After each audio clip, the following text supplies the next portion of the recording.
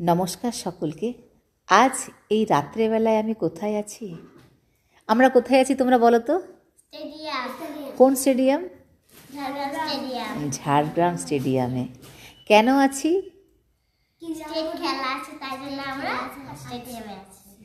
State level যেটা আছে আমাদের খেলা, আমাদের প্রাথমিক বিদ্যালয় এবং শিশু শিক্ষা কেন্দ্রসমূহের যে খেলা আছে, রাজ্যস্তরীয় খেলা, সেই খেলায় এই সকল প্রতিযোগী এরা প্রত্যেকেই জেলায় প্রথম হয়ে আজ উত্তীর্ণ হয়ে এই ক্যাম্পে আজ যোগদান করেছে। আজ এই ক্যাম্পে আছে 12 জন। এইদিকে আছে, দেখো এইদিকে ছোটো ছোটো ছেলেগুলো আছে, বাচ্চাগুলো সবাই বলছে দিদিমণি ফোন দিন। আমি ওদেরকে দিইনি ফোন, আমি তোদেরকে ভিডিওই দেখাবো, তোদেরকে ফোন দেবো না। তো যাই হোক, এরা একটু বদমাশি করছে, তো মা বাবাকে ছেড়ে এসছে, তো বেশ একটু চনমনে সব বাচ্চাগুলো। ওই সবুজ জামাটা বিশেষ করে, যে ডিপ সবুজের ওই টাকলু করে যেটা, ঠিক আছে, ও খুব ছটপটে। আমি যতই বকি ওকে কেউ মানছে না, কাউকেই মানছে না। তবে ভালো, ছটপট করবে না তো বাচ্চা আর কী করবো, আমরা করবো। হাই, সুদীপ্তা কিন্তু আগের বছরে গিয়েছিলে, তাই না সুদীপ্তা? তো তোমাদের কি আজকে ভয় লাগছে? না। কেন? আমরা স্টেডিয়ামে আছি, আপনিও আছেন সাথে। বাহ, খুব সুন্দর কথা বলেছে সুদীপ্তা, যে আপনিও আছেন আমার সাথে, আমাদের সাথে, তাই আমাদেরও আর ভয় লাগছে না। সত্যি কথা বলতে বাচ্চাদের সঙ্গে থাকতে আমি সবসময় পছন্দ করি। আমি প্রত্যেক বছর আমি এদের সাথে থাকি। ক্যাম্প মানে ঝাড়গ্রাম জেলা যবে থেকে হয়েছে, প্রতি বছরে যে ক্যাম্পটা হয় সেই ক্যাম্পে আমি প্রত্যেক বছর, মানে আমার এটা অভ্যেস বলতে পারেন, এক পক্ষে বলতে পারেন যে আমার ভালো লাগে বাচ্চাদের সাথে থাকতে। আর আমি বাচ্চাদের সঙ্গে একটু কোলাহল পছন্দ করি, আর সেই জন্যই আজ আমিও আছি। আর এভাবেই থাকবো এই 12 দিন 13 দিন একসাথে বাচ্চাদের সাথে থাকবো রাত্রেবেলায়। দিনের বেলায় যদি সময় হয় দিনের বেলায়ও থাকবো, চেষ্টা করব থাকতে। তো যাই হোক, আমার খুব ভালো লাগছে। আজকে প্রথম দিনে সুদীপ্তাকে পেয়েছি, ফাল্গুনি আছে, ফাল্গুনি, আরও 2-3 জন আছে ওইদিকে, মেয়েরা সব ঘুমাচ্ছে, রাত হয়ে গেছে, এদের মোটামুটি ঘুম হচ্ছে না চোখে।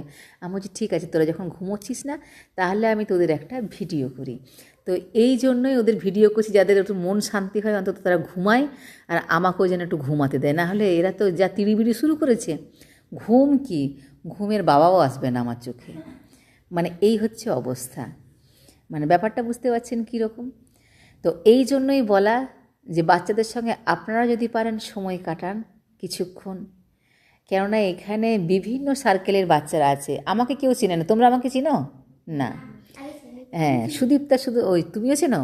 বাহ, এই যে চেনে বলছে কয়েকজন। আসলে সব সার্কেলের সঙ্গে তো নতুন, এরা সবাই নতুন, এদেরকে চেনা সত্যি অসম্ভব।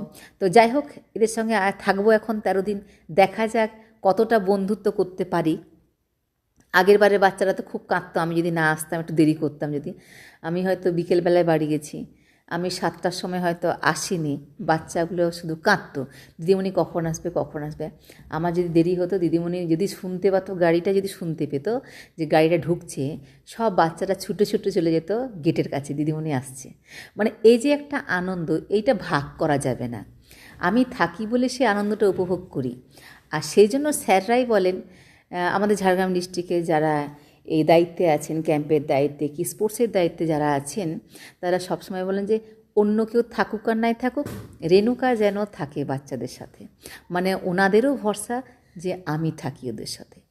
তো এই হচ্ছে আজকের প্রথম দিনের অভিজ্ঞতা। দেখা যাক এই আগামীকাল কতজন আসে সেটাই দেখা যাক, কেননা আগামীকাল কতজন আসছে, তারা কী রকম, তারা আমার সঙ্গে কতটা মিশতে পারবে সেটাই দেখার। তাহলে পরবর্তীতে আবার দেখা হবে আপনাদের সাথে। আজকের জন্য শুভরাত্রি জানিয়ে দিলাম। আগামীকাল, এই যে বাচ্চারা আমার গুড নাইট বলে দিল, আমাকে আর বলতে হবে না। তাই সবাইকে শুভরাত্রি জানিয়ে আজকের এই ছোট্ট ভিডিওটি আমি শেষ করলাম। কি সবাইয়ের সাথে কালকে সকালবেলা দেখা হবে তো মাঠে?